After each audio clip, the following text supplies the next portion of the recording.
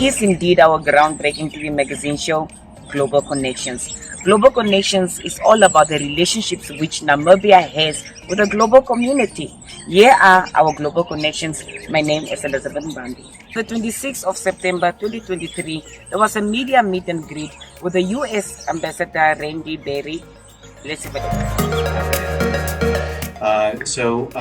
I would just note that in terms of some very brief formal comments, that since Namibia's independence 33 years ago, the U.S. government has been a strong partner for Namibia.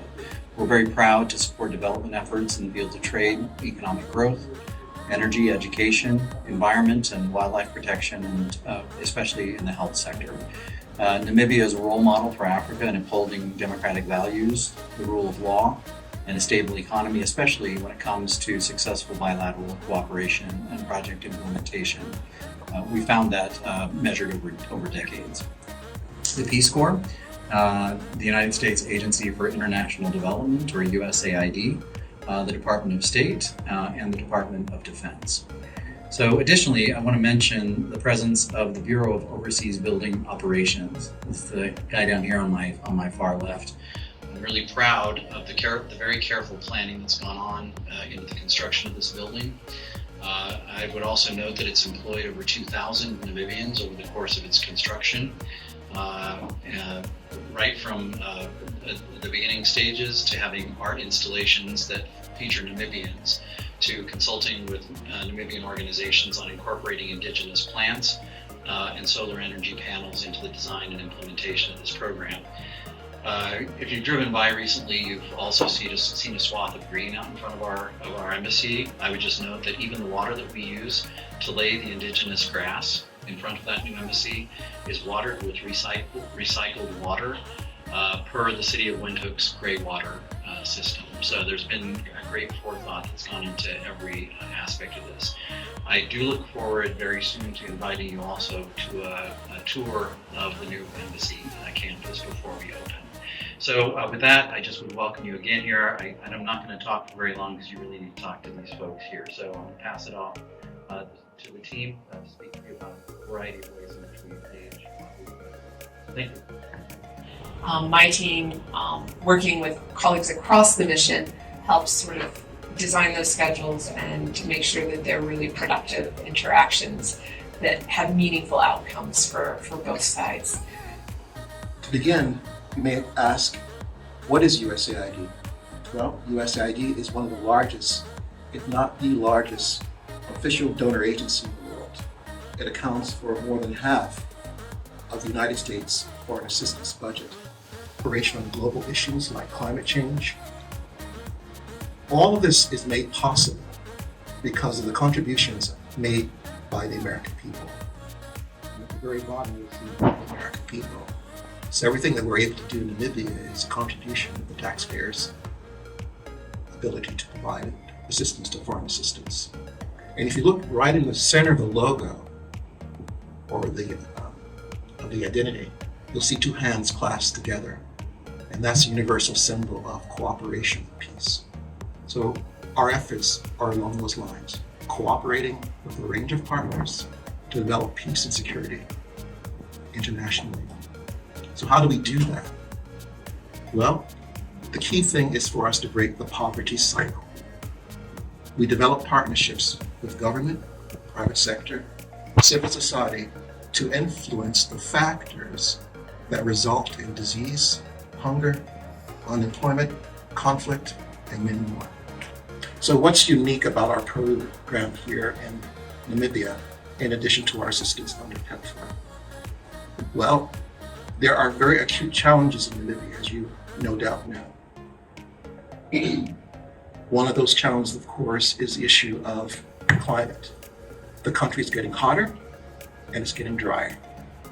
And as a consequence of that, for a country that's largely dependent upon agriculture as an employment sector, putting aside mining, that's not a good situation in which it's going to be more difficult to do agriculture.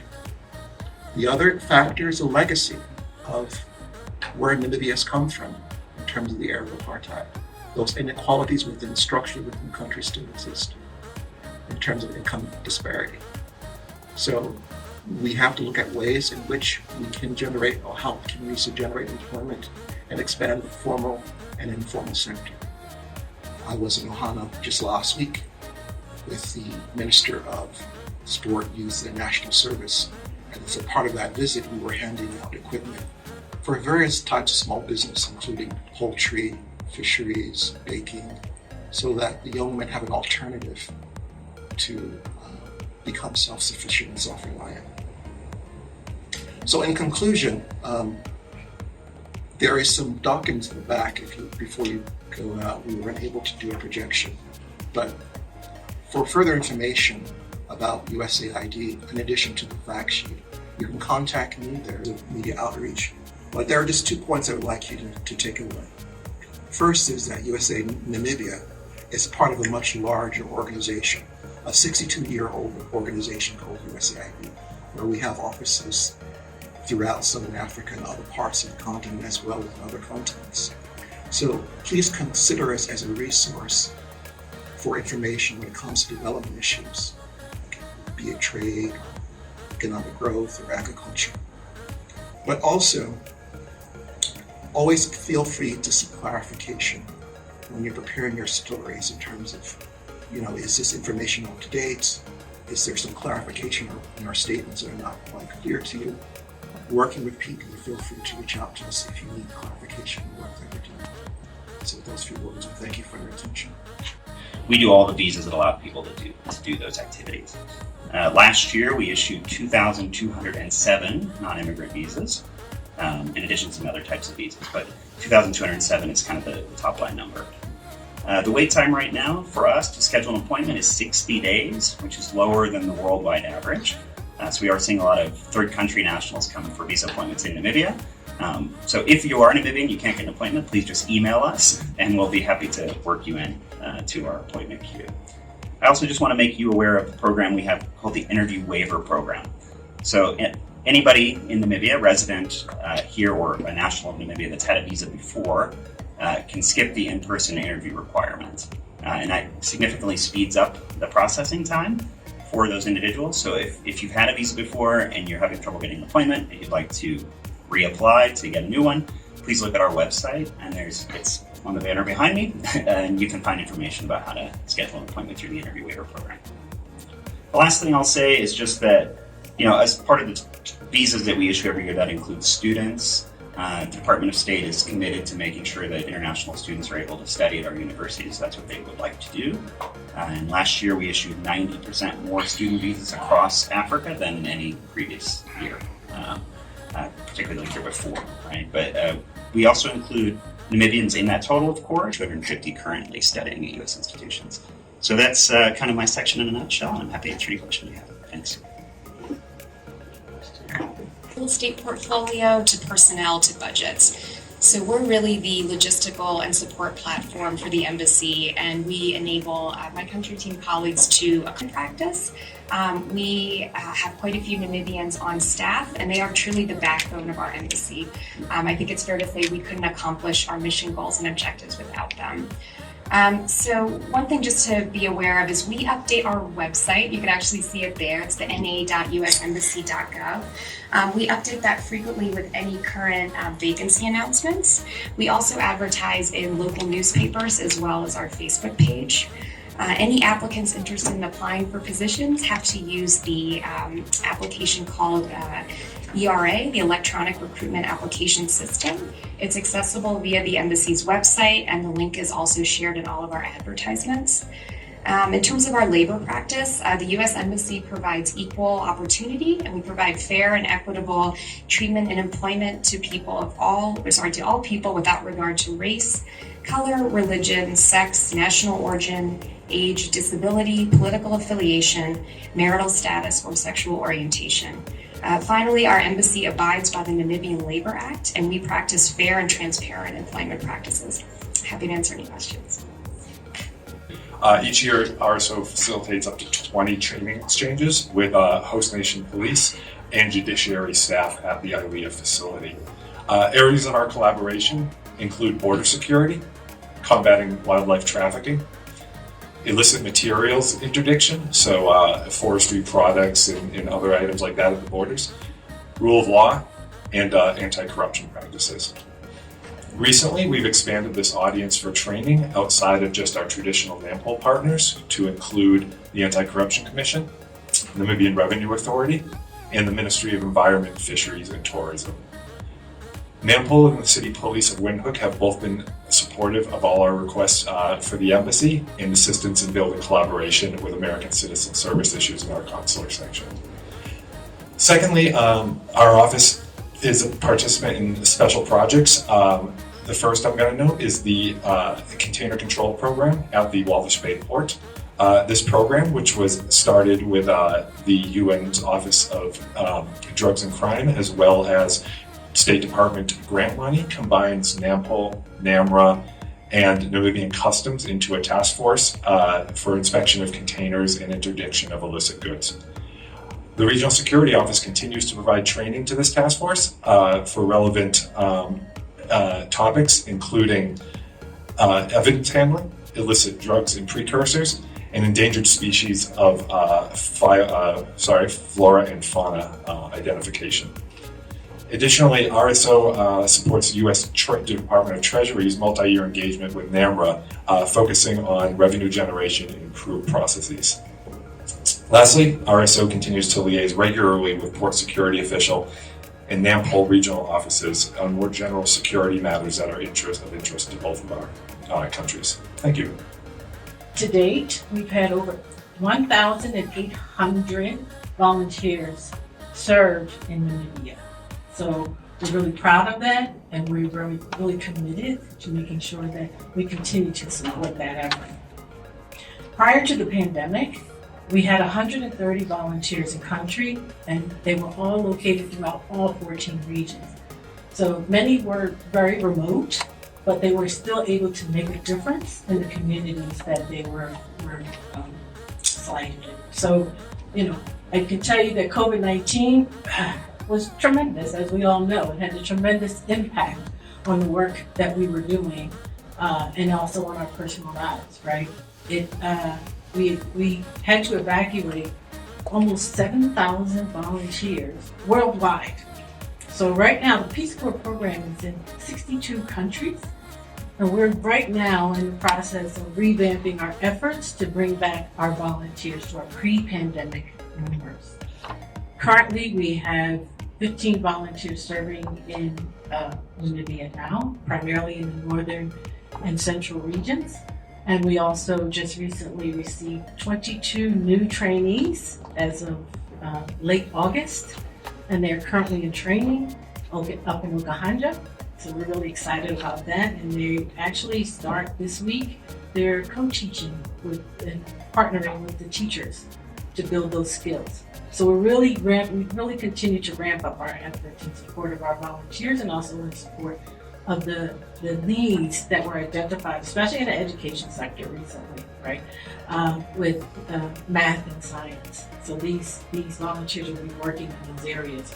The 28th of September 2023, the U.S. Embassy bid their farewell to their American Cultural Center Library.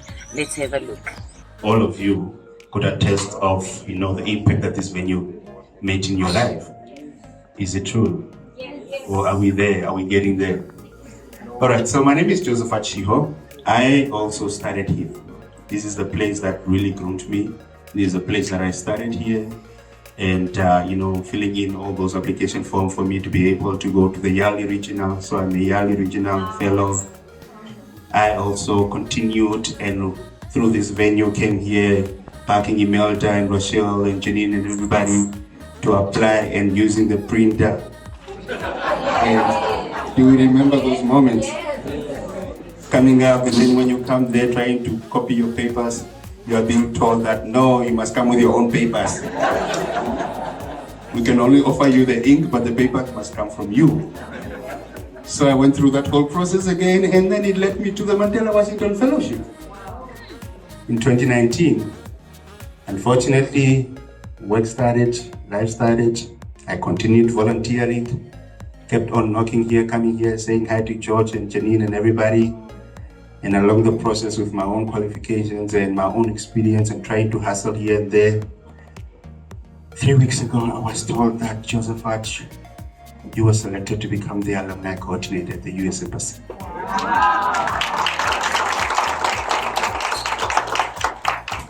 So besides being your MC, I'm also the alumni coordinator at the US Embassy. And my role today is just going to be very short and simple, and that is just to be calling one person after the other until we are done.